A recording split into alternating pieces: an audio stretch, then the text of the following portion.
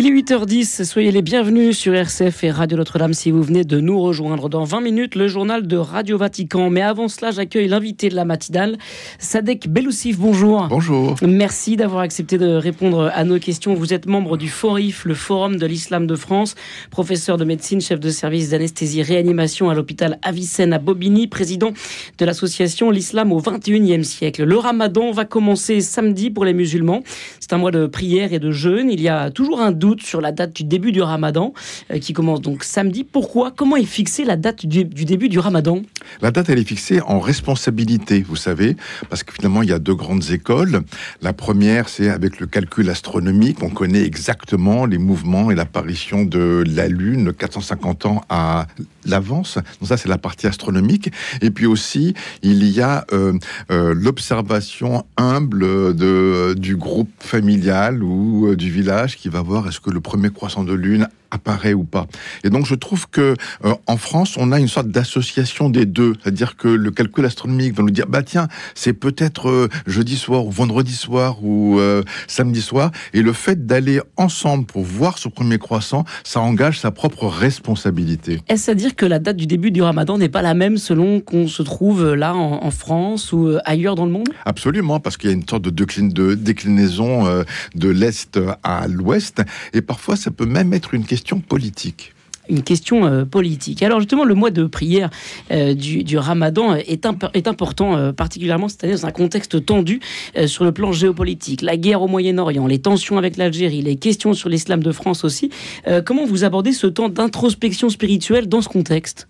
Eh bien, il est bon de pouvoir lever le porte-plume un moment. C'est-à-dire que ça peut être l'équivalent du carême chez les chrétiens ou une sorte de Shabbat spirituel. L'idée, c'est de faire la pause et de se retrouver entre amis, réfléchir, penser au plus humble, au plus démuni, au plus vulnérable, celui qui a faim, non pas parce qu'il jeûne, mais parce qu'il en est privé. Donc ça nous rapproche de lui en immanence, et donc ça me rapproche du Créateur. Ça nous rapproche du Créateur. Cette année, le Ramadan tombe justement au même moment que le carême pour les chrétiens, qui commence le 5 mars prochain, avec le mercredi des cendres. Régulièrement, le pape appelle au dialogue et à la prière interreligieuse. Est-ce qu'elle est plus que jamais essentielle ? Elle est essentielle parce que, vous savez, on a eu la réunion du FORIF la semaine dernière, et en conclusion, Bruno Retailleau avait cité Péguy en disant « tout ce qui élève unit ».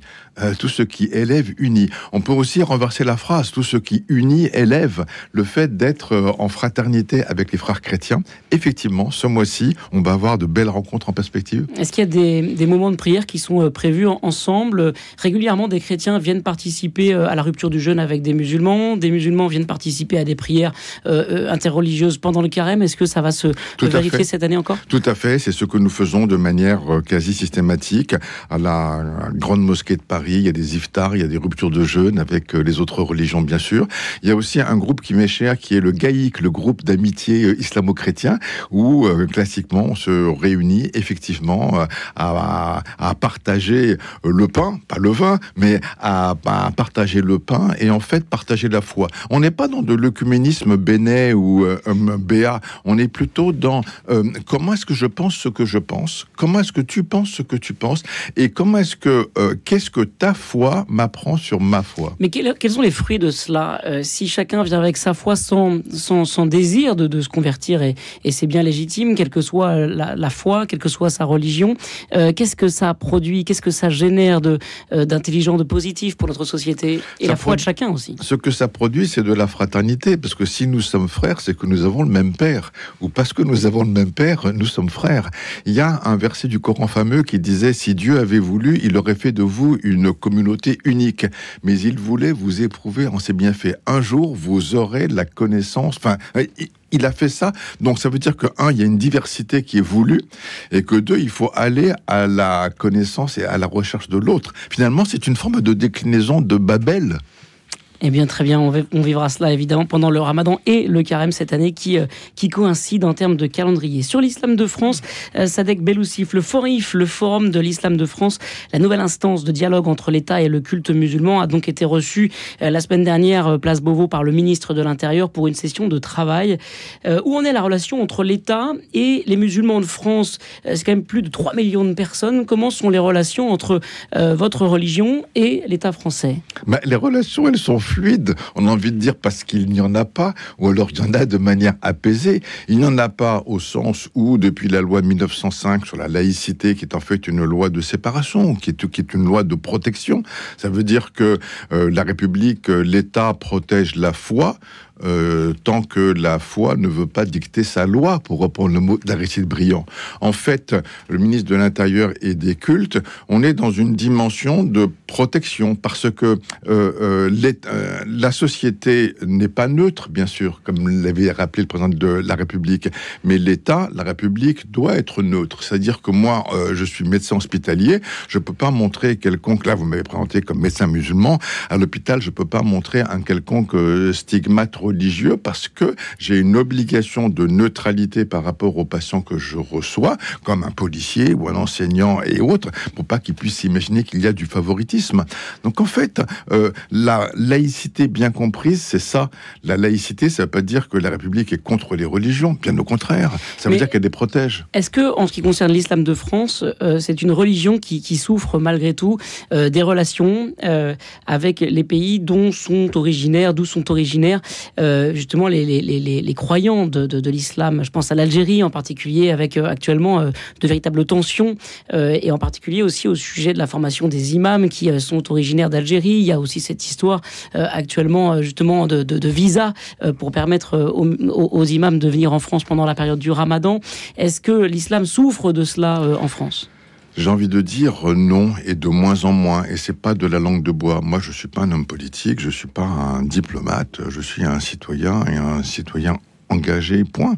Ce qui se passe, c'est la réponse que je vais vous faire, elle est théologique, c'est-à-dire qu'en islam, on n'a pas de clergé au sens hiérarchique du terme. Il n'y a pas de pape dans l'islam sunnite tel qu'on l'a.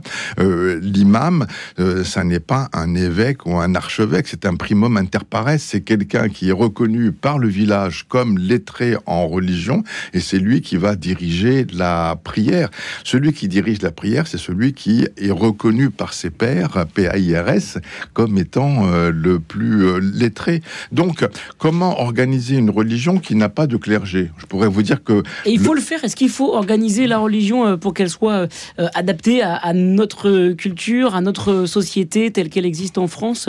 Est-ce que c'est important ou est-ce que c'est secondaire? Notre culture, c'est notre culture commune. Oui. C'est-à-dire que le grand pari du FORIF, du Forum de l'Islam de France, c'est être humble et de partir des pratiques et pour pouvoir diriger des principes. Le professeur Harkoun, une bibliothèque la bibliothèque de la rue Mouffetard porte son nom, avait ce mot qui disait: l'islam est politiquement catholique et théologiquement protestant. Il est politiquement catholique parce qu'il veut être une réunion de la Oumma, de la communauté des croyants. Il est théologiquement protestant parce qu'il y a autant d'islam que d'âme, finalement. Il se libère finalement des contraintes hiérarchiques, et en même temps, c'est parce qu'il n'y a pas de contraintes hiérarchiques parfois que ça déborde. J'ai pas de hiérarchie. Vous êtes chrétien, donc vous avez considéré que Jésus, fils de Marie, il est devenu Christ et c'est Dieu fait chair, ce que je ne peux pas comprendre. Et donc, quand le chrétien dit « tu aimeras ton prochain comme toi-même », c'est une expression d'immanence pour aller vers le un, vers cette transcendance.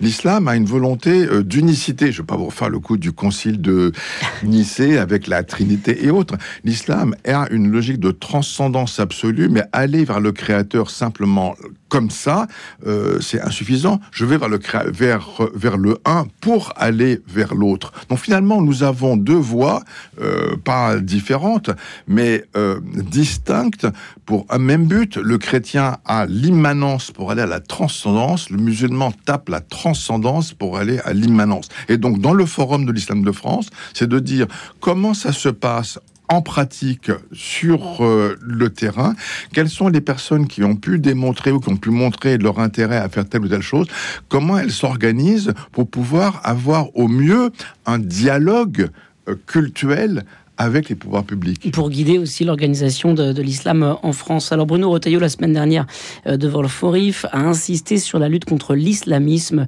Moi, j'ai toujours cette question qui me traverse. Finalement, est-ce que les premières victimes de l'islamisme ne sont pas les musulmans eux-mêmes, même en France, en fait? En quantitatif, bien sûr.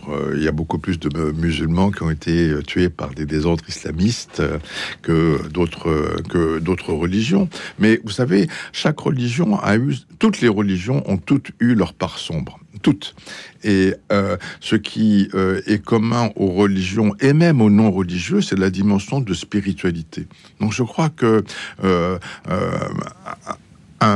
une forêt, ça met 30 ans à pousser et ça met 30 minutes à brûler, quoi. Est-ce que dans l'islam, il y a comme des garde-fous pour éviter ces extrémismes-là, ces dérives qui émanent malheureusement de l'islam? Toutes les religions ont eu ça, et c'est en ça que le groupe est très important. La personne un peu isolée, un peu seule, désocialisée, qui se radicalise toute seule sur Internet parce qu'elle a Google ou l'imam Internet. Religion, c'est religarer, c'est l'attention à l'autre qui permet de construire un projet commun. Et humblement, mais en pleine responsabilité, c'est ce qu'on essaie de faire au niveau du Forum de l'Islam de France. Être l'interlocuteur culturel des pouvoirs publics, bien sûr, mais être aussi une sorte de guide, d'aide aux musulmans standards, bien sûr. Sadek Beloussif, merci d'être notre invité ce matin sur RCF et Radio Notre-Dame, membre du Forum de l'Islam de France. Vous êtes également professeur de médecine, spécialiste en anesthésie-réanimation. Vous êtes une des voix de l'islam en France dans le débat sur la fin de vie, un sujet que vous connaissez éminemment, puisque vous êtes donc professeur de médecine à l'hôpital Avicenne à Bobigny. Vous pratiquez l'anesthésie-réanimation. Quel regard vous portez sur l'idée de François Bayrou de scinder le projet de loi en deux, les soins palliatifs d'un côté et l'aide à mourir de l'autre? J'applaudis des deux mains. C'est une demande que nous avions faite à Madame Firmin Lebaudot lorsque nous avons été entendus par elle avec les autres responsables religieux, en disant finalement pourquoi est-ce que vous voulez mélanger ce qui est immélangeable? Faites un projet dédié sur les soins palliatifs, l'accompagnement, et là vous aurez 100% des votes, et parce qu'on en a besoin, parce que plus du quart de départements en France n'ont pas d'accès aux soins palliatifs possibles. Donc faites cette première partie, et puis laissez ouverte en deuxième partie de quinquennat ce qui peut fâcher. Je m'adresse là aux professeurs de médecine. Comment réagissent les médecins actuellement dans les services dans lesquels vous passez, justement? Comment est-ce que ça réagit à cette idée de François Bayrou de scinder en deux? Elle est plutôt bienvenue, elle est plutôt bien vue.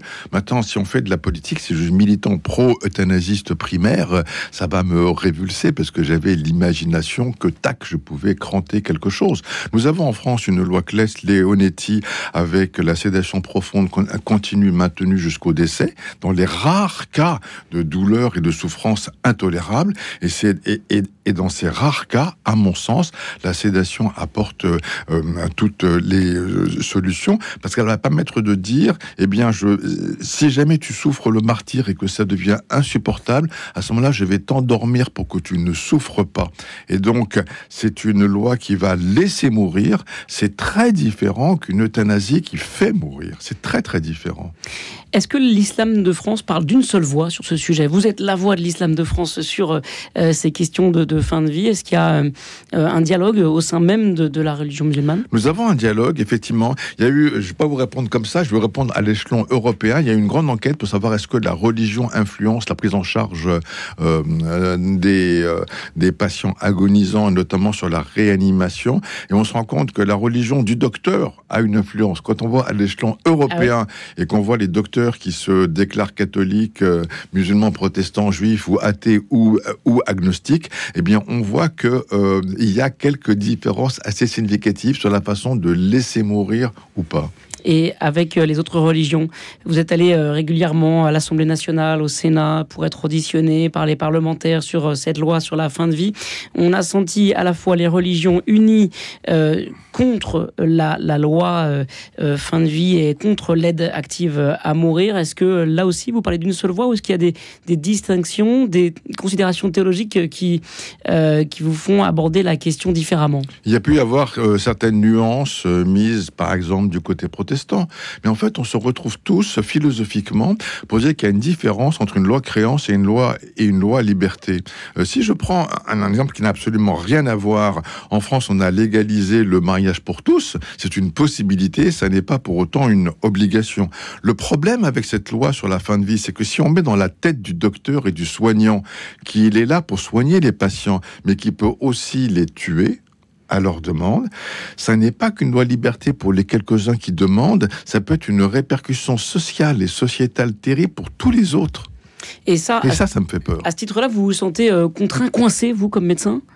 Pas et comme croyant aussi? Pas coincé, ça me fait peur pour le plus démuni, pour le plus fragile, parce que lui, il a peur. C'est par exemple des éléments qui ont pu être montrés tout à fait aux États-Unis, où il y a une loi sur le suicide assisté et ou sur la partie d'euthanasie, et on voit très bien que selon les catégories socio-professionnelles, chez les africaines américaines, pour ne pas les nommer, il y a des différences extrêmement notables, avec parfois de véritables craintes exprimées de la part des patients. Parce que justement, les personnes les plus pauvres n'auront pas nécessairement les moyens d'être accompagnées dans leur fin de vie, et donc il sera peut-être parfois plus facile d'accepter une aide active à mourir plutôt que de pousser le plus possible vers des soins palliatifs? Je le crains. Vous le craignez. Ouais. Le pape François, pour terminer, je voudrais qu'on parle du pape François. Je sais que vous l'admirez. Le pape François vit lui actuellement aussi l'épreuve de la maladie. Il est actuellement hospitalisé donc à l'hôpital Gemelli pour une pneumonie. Tous s'inquiètent de sa santé et de la suite des événements, même s'il semble aller mieux. Est-ce que vous avez une prière pour lui, vous les musulmans? Je l'adore. Je ne vais pas dire que c'est un saint homme.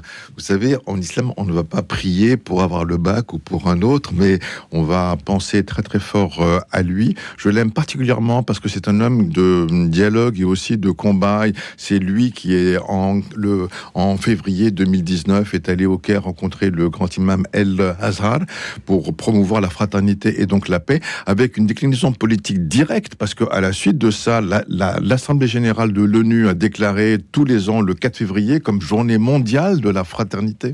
La fraternité humaine. Le pape François en était et en est toujours un ardent défenseur. Merci beaucoup à vous, Sadek Belloussif, d'avoir été notre invité ce matin sur RCF et Radio Notre-Dame. Je rappelle que vous êtes membre du Forum de l'Islam de France. Vous êtes une des voix de l'islam en France. Dans le débat sur la fin de vie, on sera heureux de vous retrouver à nouveau sur ce sujet, sur notre antenne. Merci beaucoup d'avoir été notre invité. Bonne journée et bon Ramadan à vous. Merci. Alors.